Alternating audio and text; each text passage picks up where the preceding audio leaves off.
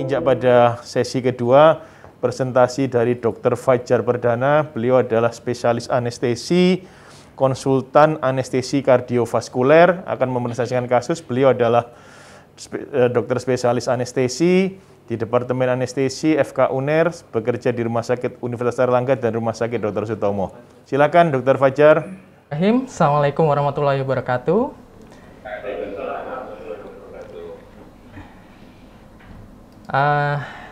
Selamat pagi semua, semoga kita selalu diberi kesehatan, perlindungan, dan kekuatan untuk menghadapi pandemi COVID-19 ini.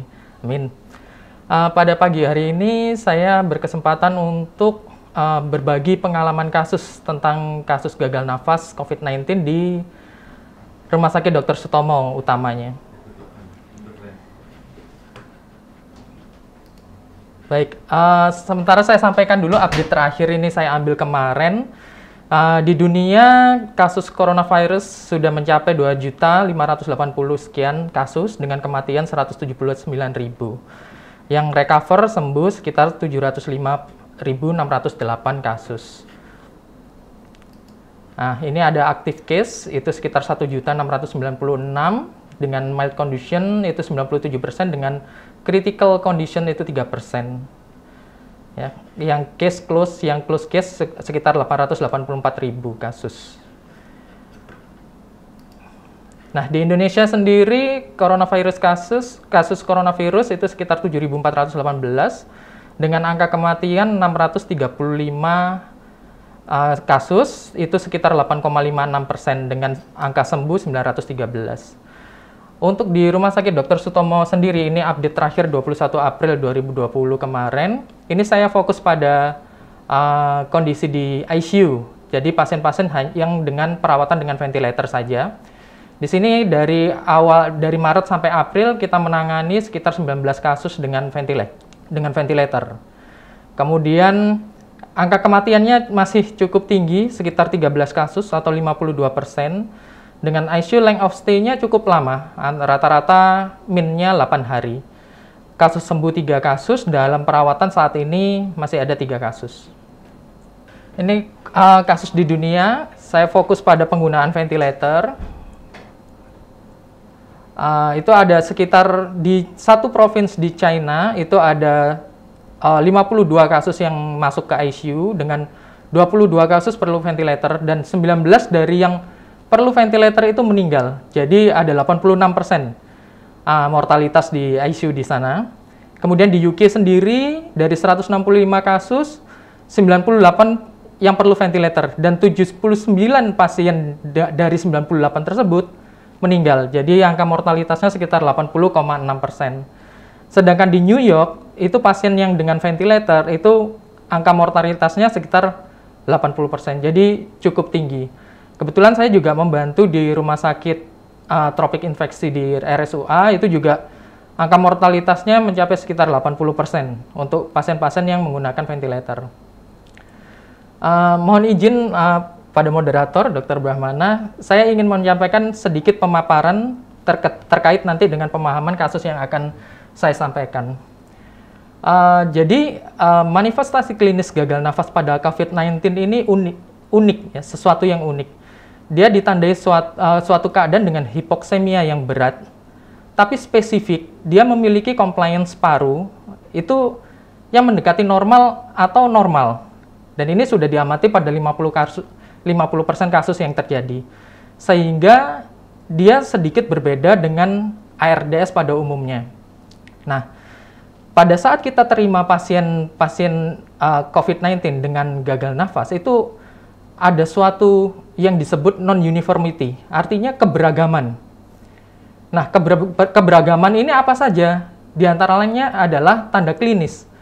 Pasien itu datang tampak tidak distres, tenang. Mungkin respirasi rate-nya hanya meningkat 24 kali, tapi pasien tenang, dengan saturasi dari pulse oximetry mungkin di bawah 90, dengan suplemen oksigen. Kemudian keluhan utama yang bervariasi. Kemudian kondisi datang itu mulai dari dia hipokapni, normokapni, atau bahkan hiperkapni. Dan respon terapinya pun berbagai macam. Ada yang dia dengan PIP responsif, ada yang tidak, ada yang dia dengan prone position responsif, ada yang tidak, dan ada yang pemberian dengan pulmonal vasodilator dia responsif, ada yang tidak. Jadi ini ternyata ada suatu alasan tertentu, maka kenapa kok COVID-19 itu disebut sebagai suatu penyakit disease with 1,000 faces. Ada benarnya, tapi ternyata juga mungkin juga tidak benar. Jadi non-uniformity itu sendiri diakibatkan dari beberapa faktor ya, yang antara lain pertama adalah derajat infeksinya, respon host terhadap infeksi, kemudian komorbid pasien. Kemudian yang berikutnya adalah respon pernafasan pasien terhadap hipoksemia. Kemudian waktu antara onset penyakit sampai pasien itu kita terima di rumah sakit. Ini yang mempengaruhi berbagai macam gejala yang muncul pada saat kita terima. Sehingga muncullah non-uniformity ini suatu spektrum penyakit yang time related. Artinya kalau kita ketemu dini, pasien ini gejalanya seperti ini. Kalau kita ketemu late, pasien ini itu gejalanya seperti ini. Nah, jadi seperti time related. Nah, dari Luigi Camporata, ini sudah disampaikan Dr. Pujo pada webinar yang lalu. Dia membagi dua spektrum dasar, yaitu phenotype L dan phenotype H. Ini sudah disampaikan oleh Dr. Pujo, saya lanjut. Nah, phenotype L, di sini kalau kita melakukan CT scan pada pasien-pasien, CT thorax pada pasien dengan phenotype L, itu tampak ada panah tanda merah, itu merupakan ground glass lesion, di mana itu disebabkan oleh infeksi virus yang menyebabkan interstitial udem. Dan biasanya dia dimulai dari periferal atau subpleural atau bahkan di visura dari paru. Nah, daerah yang hitam itu daerah yang masih bisa terisi oleh gas. Sehingga di sini adalah alasan kenapa kok pasien-pasien COVID itu memiliki compliance paru yang normal, karena paru yang terisi gas itu masih cukup banyak.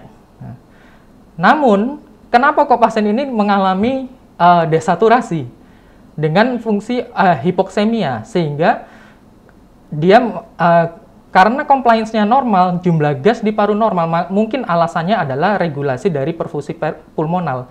Jadi ada gangguan VQ mismatch atau ventilasi perfusi mismatch. Kemudian phenotype L ini dibilang low lung weight karena memang isinya udara, jadi parunya beratnya mungkin meningkat sedikit tapi tidak terlalu signifikan.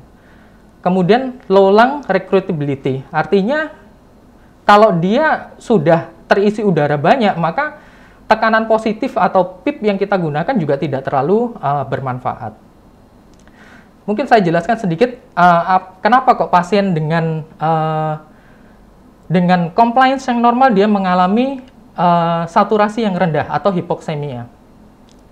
Nah, di sini sebelah kiri adalah gambaran normal paru normal, di mana yang bulat-bulat adalah alveoli, terjadi ventilasi di situ, kadar oksigen, kemudian yang merah itu adalah kapiler paru.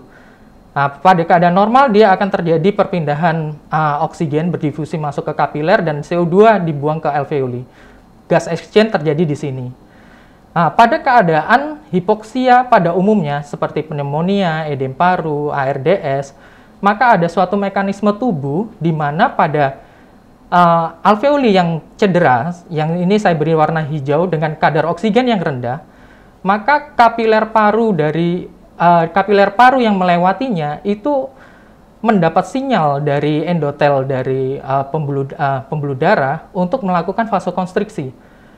Karena di sana tidak ada oksigen yang dibawa, maka dia bervasokonstriksi, aliran darah itu dialihkan kepada alveoli yang sehat. Sehingga manifestasi desaturasi awalnya sangat jarang terjadi pada pasien yang seperti ARDS, pneumonia, atau edem paru, kecuali udah kondisi yang sangat berat. Nah, apa yang terjadi pada kasus COVID-19, ini ada namanya lung vasoplegia, di mana pada saat ada alveoli yang mengalami edema atau sehingga kadar oksigen di alveoli turun, namun pembuluh darah kapiler dari pulmonel itu tidak mengalami vasokonstriksi, sehingga aliran darah ke sana tetap tinggi. Nah, akibatnya aliran darah yang ke sana itu tidak mendapat difusi oksigen karena alveoli yang dilewati edem sehingga tidak terjadi gangguan difusi oksigen. Sehingga aliran darah tersebut masuk ke sistemik dengan kadar oksigen yang rendah. Inilah yang menyebabkan pasien itu mengalami hipoksemia. Nah, dari fenotype L ini bisa menjadi dua bagian. Dia bisa sembuh, bisa improve, atau dia bisa memburuk menjadi fenotype H. Ya, ini beberapa faktor, ada dua faktor utama yang menyebabkan, diantaranya adalah infeksi virus itu sendiri, di mana dia menyebabkan interstitial edem. Nah, interstitial edem inilah yang memberikan gambaran ground glass lesion pada CT thorax.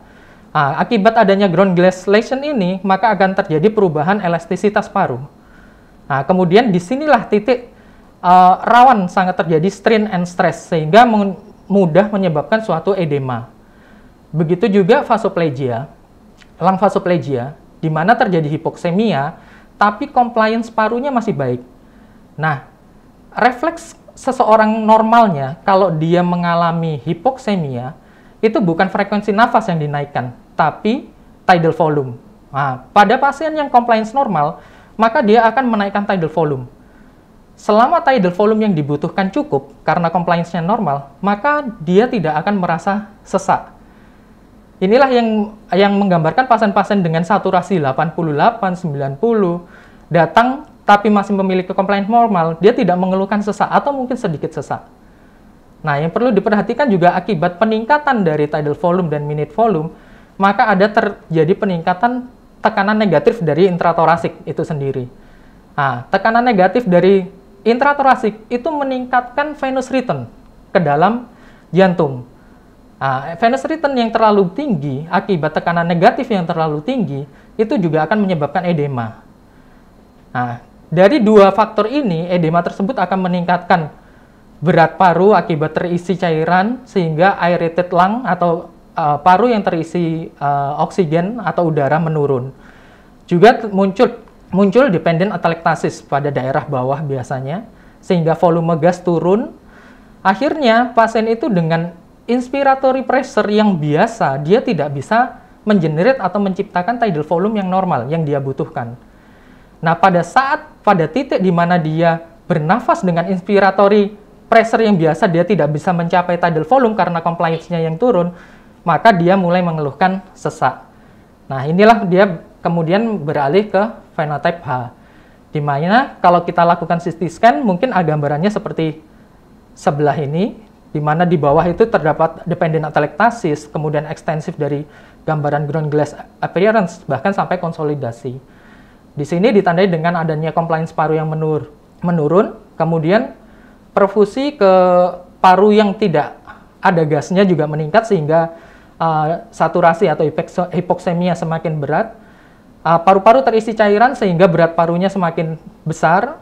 Kemudian dia pada fase ini dia memiliki ARDS-like, artinya dia bisa direkrut dengan tekanan positif. Sebagian, teorinya hanya sebagian. Karena ternyata tidak semudah itu untuk merekrut pasien-pasien COVID-19 dengan ARDS-like. Saya masuk ke kasus pertama.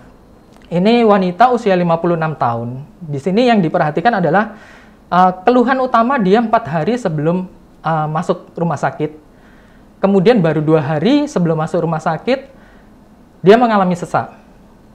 Di UGD, kami terima pasien tampak tenang, sadar baik, kontak baik, fungsi respirasinya hanya spontan respirasi dengan frekuensi nafas 26 sampai 28 kali per menit. Pada saat itu dengan oksigen non-rebreathing mask, liter per menit, saturasinya mencapai 96%. Hemodinamik stabil dengan suhu sekitar 37,9 tem aksila. Nah, pada saat itu diputuskan konservatif dulu. Kita berikan terapi oksigen, kemudian terapi, saya nggak bahas terapi yang lainnya. Saat itu kita lakukan posisi prone berkala pada pasien ini. Dalam perjalanannya, sebenarnya pada hari masuknya tanggal 17, 3 hari kemudian tanggal 20, ini adalah foto pada saat masuk, kemudian foto setelah tanggal 20. Di situ tampak adanya perburukan. Infiltrat dari paru pada tanggal 20 itu semakin banyak. Nah, setelah kita konfirmasi dengan blood gas, itu sebenarnya fungsi oksigenasi atau yang kita sebut dengan ukuran kita gunakan PF ratio, yaitu perbandingan antara PO2 dengan fraksi inspirasi yang diberikan, itu tidak terlalu jauh berbeda dengan gambaran paru yang cukup signifikan berbeda. Yang sebelah kiri pada saat masuk PF ratio hanya 62,5, sedangkan 3 hari kemudian 58,7. Yang membuat kita untuk melakukan intervensi, intubasi bukan hasil foto dan analisa gas darah. Tapi pada pasien ini tampak respiratory drive atau usaha nafasnya itu meningkat. Kalau usaha nafas meningkat, maka lung injury-nya juga akan semakin tinggi. Venous return akan semakin tinggi, kemudian stress and strain juga pada alveoli juga akan tinggi, sehingga edema akan memberat. Jadi prediksi kita kalau kita tidak lakukan intubasi, maka kondisinya akan semakin berat. Pada tanggal itu juga kita lakukan intubasi, kita rekrut dengan menggunakan PIP. Nah, hasilnya adalah foto yang sebelah paling kanan sendiri, di situ tampak perbaikan. Artinya dia respon dengan PIP. Dan fungsi oksigenasi juga membaik dengan PF ratio 120 dengan fraksi inspirasi yang kita berikan 80% pada saat itu. Nah, ini sesuai dengan gambaran yang diberikan oleh Luciano Gattinoni, ini seorang intensivist dari Jerman. Yang di atas adalah gambaran phenotype L. Mungkin ini adalah gambaran, kalau kita CT scan pasien yang tadi, mungkin gambarannya yang kita dapat seperti ini. Dengan PF ratio sekitar 68, masih banyak daerah atau daerah paru yang memiliki masih mengandung gas. Aerated lung-nya masih tinggi. Tapi seiring waktu dia menjadi menjelek sampai ke phenotype H, di mana aerated lung-nya menurun sehingga lebih banyak non-aerated lung-nya. Ya, walaupun dengan PF ratio yang sama, sehingga ada pergeseran dari aerated ke non-aerated. Yeah. Pasien ini masih sampai saat ini masih dalam perawatan kami, semoga bisa membaik untuk selanjutnya. Ini adalah contoh satu time course lung injury, artinya pasien itu dengan respiratory drive atau usaha nafas yang terlalu besar, maka akan terjadi perburukan atau lung injury. Dan ini bisa terjadi dalam waktu 40 jam, kurun waktu 40 jam. Gitu. Baik, kita menginjak kasus kedua. Ini kasus yang sedikit berbeda dari kasus pertama, di mana keluhannya jauh lebih lama. Artinya pasien ini, wanita usia 66 tahun, dia sudah ada keluhan 7 hari sebelum masuk ke rumah sakit. Kemudian dia ada demam batuk. 5 hari sebelum masuk rumah sakit, dia mengeluhkan sesak. Cuman saya nggak punya data selama 5 hari ini apakah dia di rumah saja atau dirawat di rumah sakit lain, tapi baru kita terima itu tanggal 31 masuk di UGD. Kemudian ini dengan komorbid hipertensi, diabetes mellitus yang tidak terkontrol. Dan RT-PCR-nya confirm pada tanggal 3 April. Kondisi pada saat masuk kita terima itu dia distress nafas. Respirasi rate-nya mencapai 35-40 dengan tidal volume yang kecil-kecil. Saturasi dengan non-rebreathing mass 15 liter per menit mencapai 85-88%. Pasiennya sadar tapi gelisah. Hemodinamik stabil 140/90, heart rate-nya naik. Respon simpatiknya sangat tinggi, heart rate sampai 140. Kemudian time aksilanya 37,9. Kemudian kita lakukan intubasi. Di sini kita punya protokol bersama Dr. Bambang Pujo bahwa semua pasien COVID yang kita intubasi, kita lakukan sedasi dalam dan kita kontrol ventilasi dengan pelumpuh otot. Tujuannya adalah untuk menurunkan respiratory drive dan mencegah progresivitas dari lung injury pada pasien ini. Nah, ini adalah mode ventilator yang kami gunakan selama perawatan. Awal kami kontrol penuh, kami berikan PIP yang sedikit tinggi, 12. Dengan fraksi inspirasi 90%. Di sini kami dapati peak pressure mencapai 30. Nah, yang dianjurkan maksimal 30 kalau bisa. Nah, kami dapatkan angka compliance dari paru pasien tersebut adalah 21. Jadi ada penurunan dari fungsi compliance, yang dimana normalnya adalah sekitar 50. Dalam perjalanannya, dia ada perbaikan. Di sini tanggal 6, yaitu hari keempat, itu compliance naik mencapai 29 sampai 30.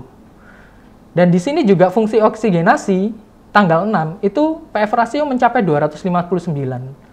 Dibanding pada saat masuk kita lakukan intubasi itu sekitar 125. Kemudian hari keempat itu membaik 259. Nah, pada saat itu kami putuskan dengan compliance yang membaik, fungsi oksigenasi yang membaik, maka kita off relaksannya, tapi masih dengan sedasi. Ternyata pada hari berikutnya responnya tidak terlalu baik. Hal itu dilihat dari respiratory drive-nya meningkat. Mungkin karena respon simpatisnya sangat tinggi pada pasien ini, sehingga frekuensi nafasnya itu sangat tinggi, sekitar 30 sampai 35, dan itu tidak pernah turun. Dan pada awalnya terjadi peningkatan compliance, memang sampai tanggal 11 itu compliance sempat 32. Setelah itu compliance terus menurun. Begitu juga fungsi oksigenasinya terus menurun, sampai pada akhirnya tanggal 15 pasien mengalami cardiac arrest. Ini ada beberapa hal yang mungkin nanti bisa kita bahas penyebab cardiac arrest-nya. Apakah suatu lung injury yang semakin masif akibat respiratory drive yang tidak kita kontrol, atau pasien ini dengan oksigenasi yang semakin memburuk sehingga terjadi hipoksemia yang berat, sedangkan demand-nya pada pasien ini, kebutuhan oksigennya cukup tinggi, dengan febris, dengan respiratory drive yang tinggi, sehingga dia tidak ketemu, sehingga pasiennya akan mengalami gagal organ. Ini adalah foto torak dari tanggal 1 sampai tanggal 6. Sebenarnya dari gambaran foto toraknya ini mengalami perbaikan. Jadi tampak aerated lung-nya membaik. Sampai tanggal 14 sebelum pasien itu ARES malah lebih bersih parunya. Tapi sayangnya fungsi oksigenasinya tidak seiring dengan perbaikan gambaran di foto torak. Hemodinamik juga relatif stabil. Kita sempat menggunakan vasopressor dengan low dose pada saat itu, tapi relatif dari perawatan hari pertama sampai hari ke sekitar 12 itu relatif stabil. Hanya pada setelah mulai ada gangguan organ di mana fungsi pernafasannya, fungsi oksigenasinya sebagian memburuk, di situ mulai terjadi hemodinamik yang terganggu sampai pasien itu ARES. Nah, yang perlu dicermati di sini adalah kami gagal mengontrol untuk termoregulasi. Jadi sejak awal masuk sampai pasien itu meninggal, suhu tidak pernah lebih rendah dari 38. Bahkan sampai terakhir itu mencapai 42. Itu yang kami gagal untuk melakukan termoregulasi pada pasien ini. Dari lab tidak ada kenaikan yang signifikan dari limfosit. Ya. Di sini yang perlu digarisbawahi, D-dimer pada pasien ini mencapai 24,28 mikrogram per liter. Ini mungkin kalau sekitar 24.000, jadi sangat tinggi. Pada pasien ini juga kami terapi dengan heparin, kita lakukan heparinisasi. Tanggal 13 memang D-dimernya menurun, tapi ternyata kondisi juga tidak membaik. Ini terapinya, kultur darah steril, kultur dahak juga tidak ada pertumbuhan kuman, tapi didapatkan yeast. Nah, ini juga menjadi perhatian. Hampir beberapa kasus yang kita tangani, rata-rata kultur dahaknya tidak ada pertumbuhan kuman, tapi ada yeast-nya. Gitu. Kasus terakhir singkat ini, kasus ketiga, laki-laki usia 55 tahun. Dia juga datang, keluhannya onsetnya 1 minggu sebelum masuk rumah sakit. Kemudian 2 hari sebelum masuk rumah sakit merasa sesak. 2 hari kemudian langsung dilakukan intubasi dan masuk ICU. Ini semua komorbidnya disangkal pada pasien ini. Nah, pada pasien ini sebenarnya respon terapinya cukup baik. Pada hari ketiga tampak sudah terjadi kenaikan compliance parunya membaik, juga fungsi oksigenasi pada hari ketiga PF rasionya mencapai 224. Yang awalnya pada saat sebelum intubasi 68,3, setelah diintubasi progresivitasnya cukup baik untuk PF rasionya. Nah, pada pasien ini akhirnya bisa di-weaning dan diekstubasi pada hari ke-11. Hari ke-11 dengan PF rasio 298 dengan menggunakan oksigen simple mask. Hemodinamik cukup stabil dengan topangan vasopresor, dan bedanya dengan kasus kedua, pasien ini tidak ada periode febris yang sampai di atas 39.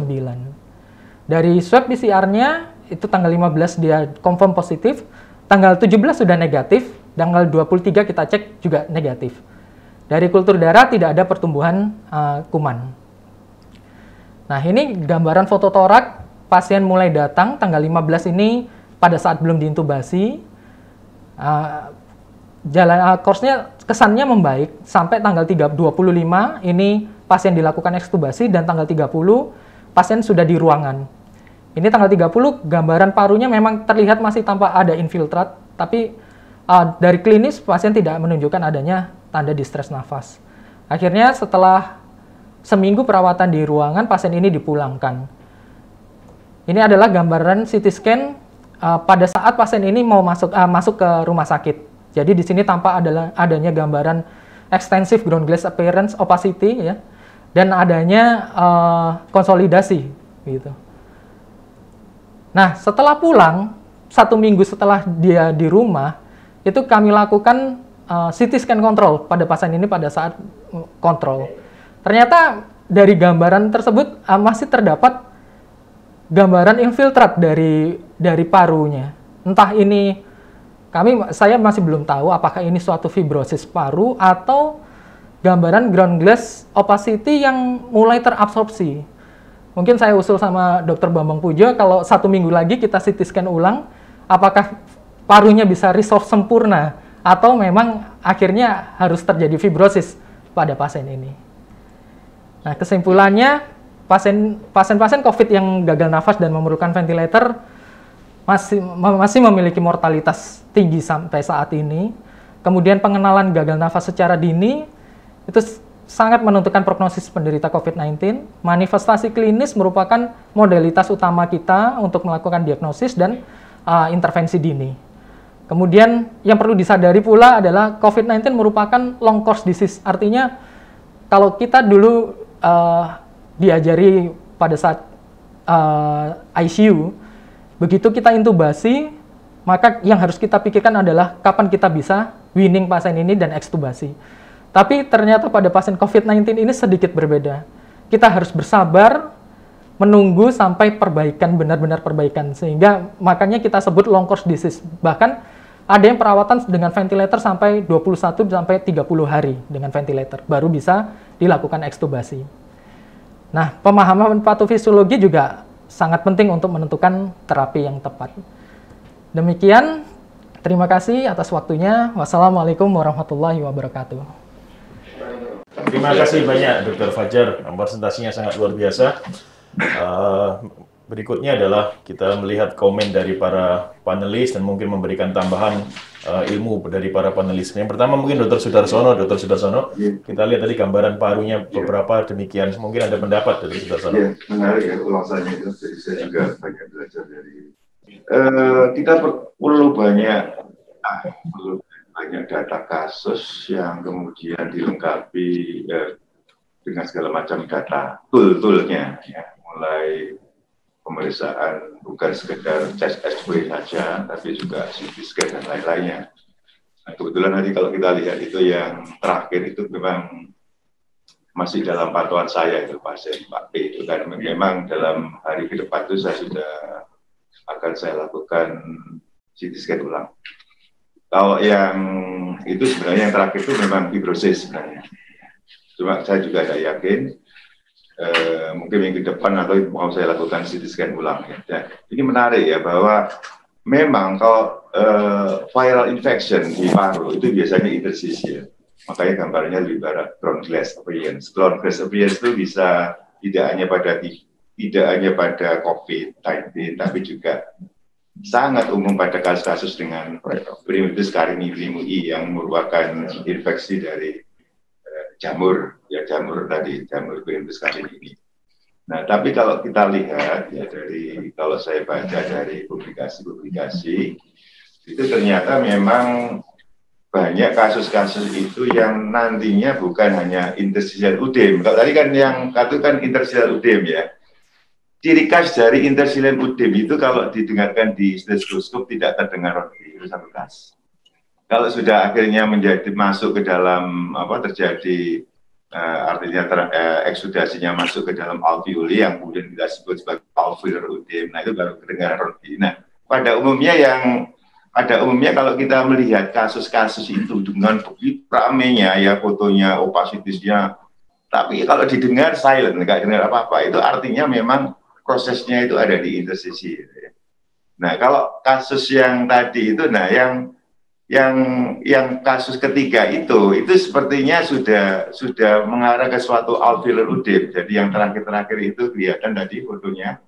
Jadi bukan sekedar suatu ground glass opacity, tapi sudah mulai terjadi ada bagian-bagian yang consolidation ya. Jadi itu menarik ya. Jadi memang menarik. Jadi kalau tadi saya sangat tertarik dengan phenotype A, phenotype H ya. Jadi sepertinya kalau phenotype L itu memang untuk kasus-kasus COVID-19 itu memang dominasinya ke arah sana ya. Tapi kalau yang sehari-hari kita hadapi ya, yang bacterial infection itu lebih mengarah ke phenotype H ya. Jadi itu. Nah, ya ini menarik ya. Cuman saya ingin menyatakan kasus ini menarik, tapi dari berbagai kasus COVID yang ada itu memang hanya 15% sebenarnya yang masuk di ICU, kemudian sekitar 60 sampai 80% meninggal. Itu demikian yang kejadiannya. Kelihatannya kita juga belum cukup untuk bisa menyatakan apakah data di Indonesia, terutama Surabaya itu sama seperti yang dipublikasi sampai ribuan di Cina itu bilang seperti demikian ya. Tapi banyak yang hal-hal yang kita menjadi belajar dari hal-hal yang baru pada COVID-19 ini, terutama pada kasus-kasus yang memerlukan perawatan intensif. Saya kira itu aja, Dr. Bram. Terima kasih atas waktunya.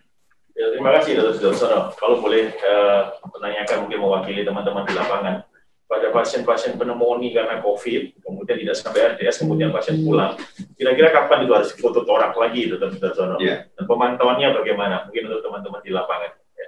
Ya, jadi begini. Jadi sebenarnya memang kasus-kasus viral pneumonia yang COVID-19 itu kelihatannya memang progres kecepatan untuk memburuk itu cepat, rapid, cepat ya, cepat. Biasanya dalam 2 hari aja. Teorinya memang kalau pneumonia itu biasanya antara 24 sampai 48 jam itu akan terjadi suatu progresivitas ya. Tapi kadang-kadang saya lihat pada viral pneumonia COVID-19 itu cepat memang ya. Biasanya signifikannya itu terjadi pada hari ketiga, keempat, kelima. Dari foto yang kelihatannya tidak jelas, pada hari ketiga, 4, 5, terutama 5 itu kelihatan signifikan sekali perbedaannya. Berbeda dengan kasus-kasus dengan bakterial pneumonia itu biasanya gradual. Jadi penambahan infiltrat itu berangsur-angsur. Tapi kalau ini cepat dari yang terlokalited di suatu tempat kemudian difus ke paru kanan dan juga mungkin paru kiri. Jadi memang yang menarik itu adalah ininya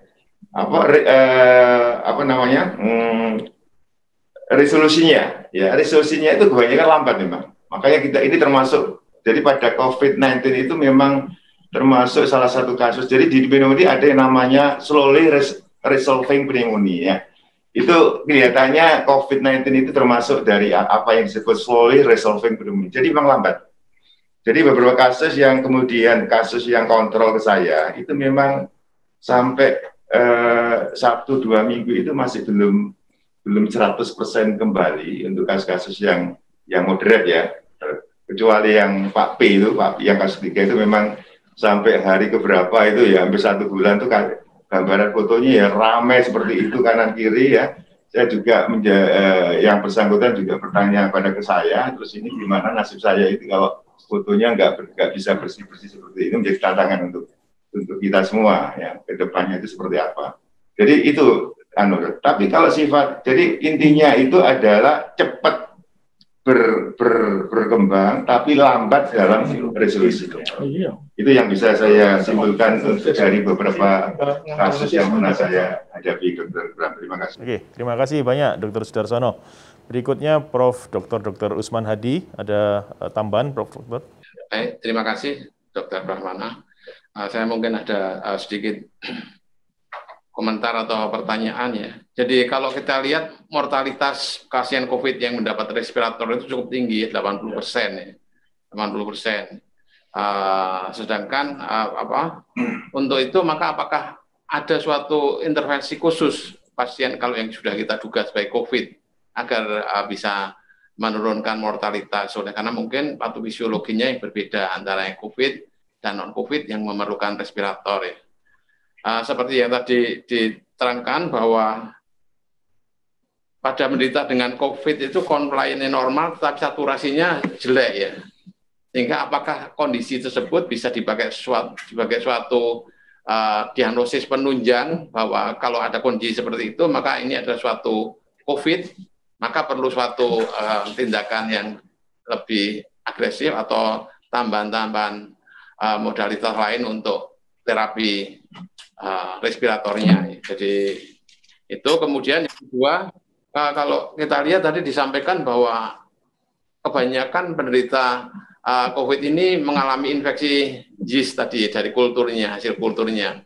Jadi mungkin saya kira lebih baik kalau kita atau lebih bijaksana kalau kita pada pasien COVID itu justru memberikan terapi presumtif anti jamur untuk penderita dengan COVID, sehingga kemungkinan infeksi jamur itu ikut mengganggu penderita itu bisa diminimalisir. Demikian mungkin Dr. Bram. Terima kasih Prof. Usman. Jadi komentar mengenai jamur, Prof. Usman, itu ketika ada pasien COVID kemudian pneumonia, sebaiknya mulai diberikan juga anti jamur atau bagaimana menurut Prof. Usman? Ya, kira-kira seperti itu. Karena kenyataannya ada memang jamur itu kan banyak sekali kolonisasi di tubuh kita. Tapi kalau kondisi tubuh kita melemah akibat infeksi COVID, maka terjadi imunologisnya yang rendah dan terjadi infeksi oportunistik. Terima kasih banyak Prof. Usman Hadi. Berikutnya Dr. Subagio Adi, spesialis penyakit dalam, konsultan endokrinologi metabolik. Ya, baik. Terima kasih Dr. Brahmana. Terima kasih juga Dr. Fajar. 3 kasus yang sangat menarik tadi. Yang kasus kedua yang saya tertarik adalah ada 2 komorbid ya. Kembali lagi kita dihadapkan memang pada pasien-pasien dengan diabetes, mortalitasnya cukup tinggi ya. Jadi salah satu penelitian menunjukkan bahwa non-survival untuk pasien COVID itu 2 kali lipat dibandingkan dengan survival, yang terutama yang untuk kondisi-kondisi yang kritis. Yang menarik buat saya adalah pada kondisi-kondisi kritis biasanya kita memberikan regulasi untuk gula darahnya dengan IV insulin, biasanya oleh karena kondisi kritis itu hemodinamiknya terganggu sehingga untuk sukutan biasanya nggak ada manfaatnya. Tapi pada kondisi yang hemodinamik baik mungkin sukutan masih ada tempat ya. Jadi pada pasien ini sayang Dr. Fajar tidak menampilkan kendali gula darahnya karena memang disebutkan bahwa hyperglycemia yang kronik maupun akut itu mempengaruhi outcome. Tadi Dr. Brahmana sempat menanyakan pada saya kalau sebelumnya regulasinya jelek apa juga outcome-nya juga jelek. Memang iya. Jadi kalau memang HbA1c-nya tinggi gitu outcome-nya memang juga jelek. Terus kemudian pada saat kita merawat kalau gula darahnya tidak bisa kita kendalikan itu juga outcome-nya juga jelek. Mungkin Dr. Fajar bisa memberikan info pada kita data gulanya gimana ya Dok ya? Apa bisa terkendali dengan kalau kasus yang kedua itu kan dengan sukutan basal 10 unit dengan glimepirid yang 2 mg per sonde ya. Tapi kalau memang bisa terkendali, it's okay, enggak masalah dengan itu. Ya. Seingat saya, memang pada perawatan hari-hari pertama Dok, itu gula darah cukup stabil Dok. Ya. Cukup stabil sampai pada saat satu titik kami tidak bisa melakukan termoregulasi dengan baik, dengan antipiretik, dengan active cooling kita gagal, maka kita gunakan steroid Dok. Nah setelah steroid masuk itu gula darah mulai naik gitu. Iya. Ya, mungkin pada saat steroid memang harus pump barangkali untuk supaya bisa beregulasi dengan baik. Ada data lagi yang menarik, beberapa pasien-pasien diabetes itu kendalinya membaik ya pada saat COVID, tapi ternyata itu karena efek daripada hidroksikloroquine. Karena hidroksikloroquine itu juga memperbaiki kadar gula darah. Jadi seringkali juga harus memberikan kita harus hati-hati pada saat kita memberikan hidroksikloroquine. Kalau kita terlalu agresif dengan insulin, ada kemungkinan nanti over ya, jadi sehingga bisa terjadi hipoglycemia. Pasien ini dapat hidroksikloroquine? Iya, dapat. Iya, oke. Dapat. Iya, baik. Mungkin awal-awal bisa terkendali oleh karena ada insulin basal, ada hidroksikloroquine, kemudian juga ada sulfonylurea, dan kemudian menjelek oleh karena steroid ya. Iya, saya rasa itu Dr. Brahmana. Terima kasih banyak Dr. Subagyadi. Berikutnya Dr. Agus Subagio, spesialis jantung dan pembuluh darah konsultan. Silakan, Dok. Terima kasih. Saya masih tertarik pada D-dimer ya.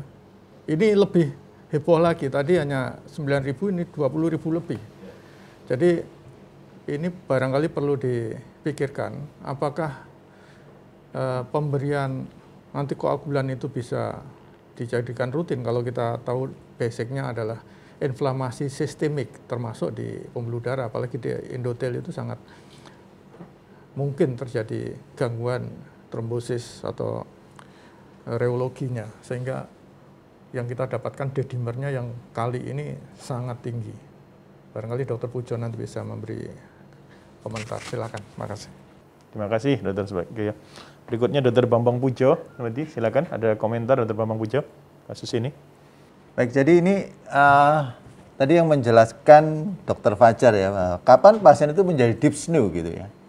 Jadi kalau kita melihat kalau pasien itu tidal volume yang diperlukan atau diinginkan itu sesuai dengan tidal volume yang dia terima, artinya itu orang butuh 5 liter ya bisa dicapai 5 liter, maka orang itu kelihatan pasti tidak akan menunjukkan gejala-gejala dyspnea. Tapi kemudian pada saat compliance-nya itu turun, ya, orang itu butuh misalnya tidal volume-nya 800, dia hanya bisa mencapai kurang dari itu, maka keluhan dyspnea ini muncul. Nah ini secara umum pasien yang dyspnea itu seperti itu. Jadi kalau kompensasinya itu masih bisa dia lakukan, ya, maka orang itu tidak akan menunjukkan tanda-tanda dyspnea. Nah, sayangnya pada COVID ini, kadang-kadang orang itu memang sudah rate-nya 40, dia juga tidak ngeluh sesak. Ya, itu yang kemudian kita harus melihat tanda-tanda objektif ya untuk menentukan pasien ini berat atau tidak. Jadi jangan hanya mengandalkan kriteria subjektif dari pasien, itu mungkin akan menyesatkan kita. Nah, ini kita lihat phenotype L dan phenotype H gitu ya, di mana sebenarnya kalau kita lihat gambaran volume parunya, ini yang tipe L ini ya masih normal, ini masih besar. Tapi yang tipe H ini sudah turun volumenya. Sehingga apa? Ini yang sangat penting kalau kita melakukan strategi ventilasi. Kalau orang yang di sini kita berikan tidal volume normal, oke. Tapi kalau yang di sini kita berikan tidal volume normal, itu justru bisa menyebabkan terjadinya induced lung injury.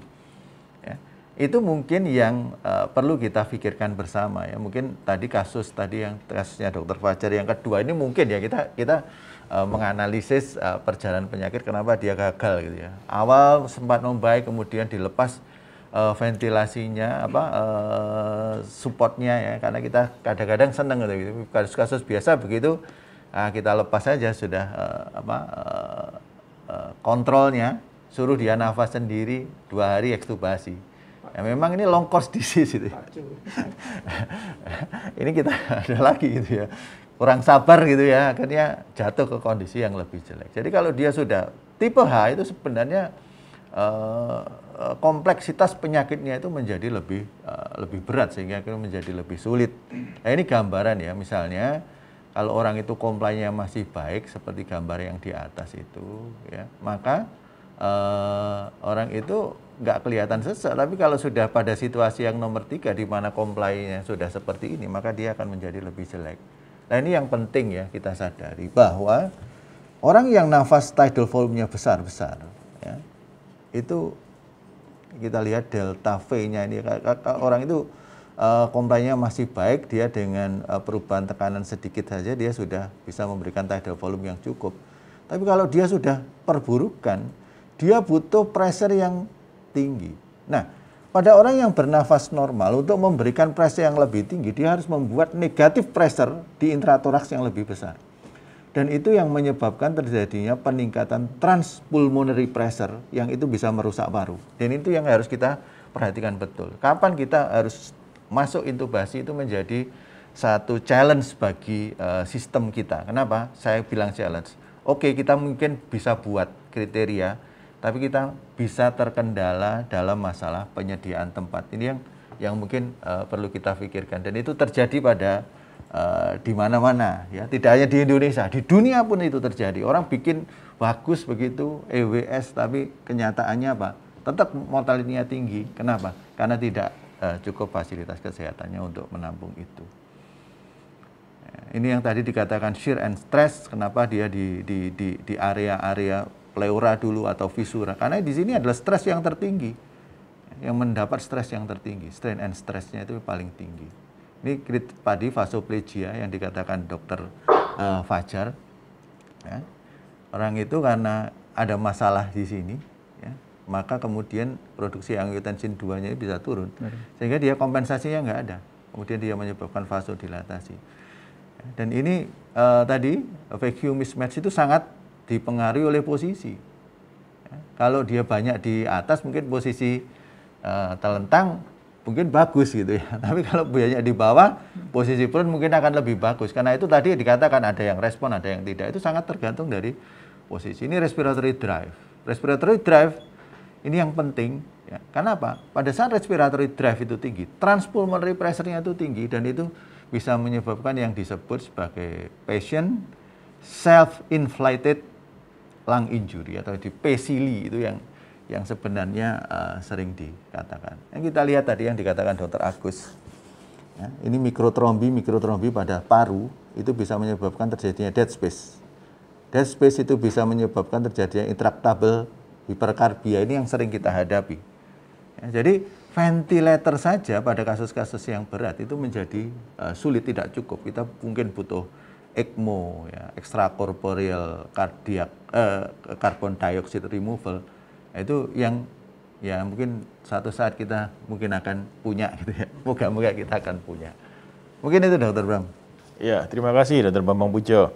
Kalau saya boleh bertanya sedikit Dr. Bambang Pujo, kira-kira tipe L, tipe H itu diketahui bisa mulai kapan tipe L, tipe oh ini pasien ini mulai masuk tipe L, tipe H ini mulai kapan kira-kira? Ya, jadi kalau kita melihat gambaran pasien ya, kalau pada saat dia nafasnya masih cukup gede-gede, tapi saturasinya turun, itu kita sebenarnya sudah, ini tipe H ini. Curiga tipe H.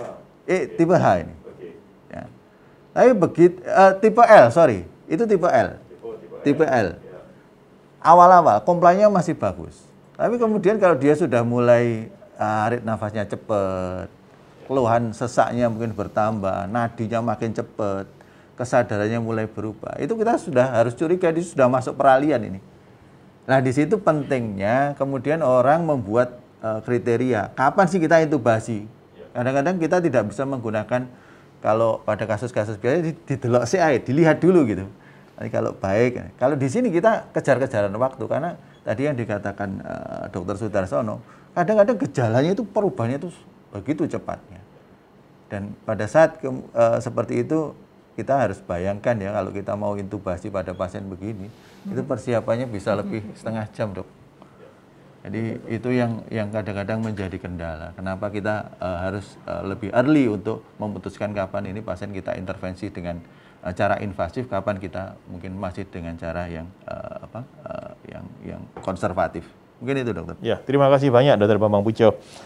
Dengan beberapa panelis telah memberikan semua pendapatnya, maka kita menginjak pada presentasi kasus ketiga. Saya ucapkan terima kasih dan apresiasi untuk Dr. Fajar atas presentasinya yang luar biasa. Terima kasih dan sangat bermanfaat bagi kita semua diskusinya.